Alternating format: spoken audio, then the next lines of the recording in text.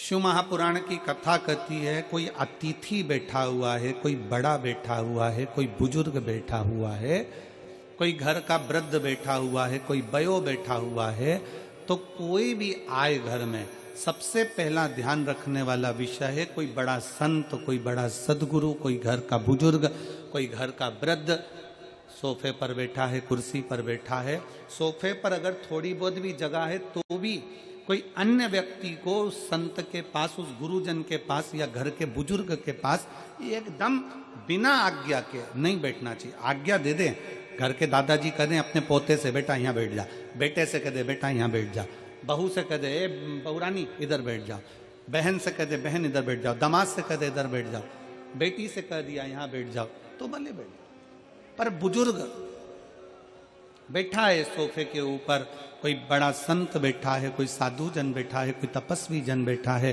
कोई सन्यासी, कोई साधक, कोई उपासक अपने सिंहासन पर बैठा हुआ है, और उसके पास तुम बिना पूछे गए और उसके सोफे पर उसकी बाजू में बिल्कुल उसके नजदीक में जाकर बैठ गए, तो क्रोध आएगा कि नहीं आएगा?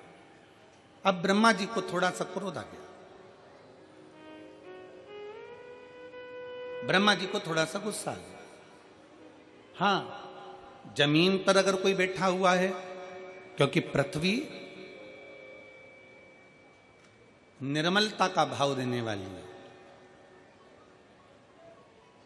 अगर उस पर कोई बैठा हुआ है और उसके पास में आप जाकर बैठ रहे हो तो कोई दिक्कत नहीं। पर कोई उच्च स्थान पर बैठा हुआ है और उसके साथ में तुम जाकर बैठ गए तो वो श्रेष्ठता नहीं, उसमें उसकी आज्ञा मांगो। ए भैया, दादाजी आपका सोफा खाली है, मैं बैठ सकता हूं?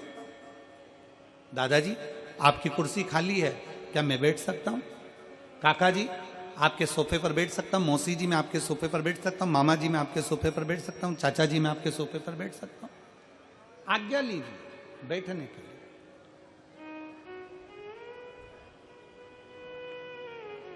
आशीष जी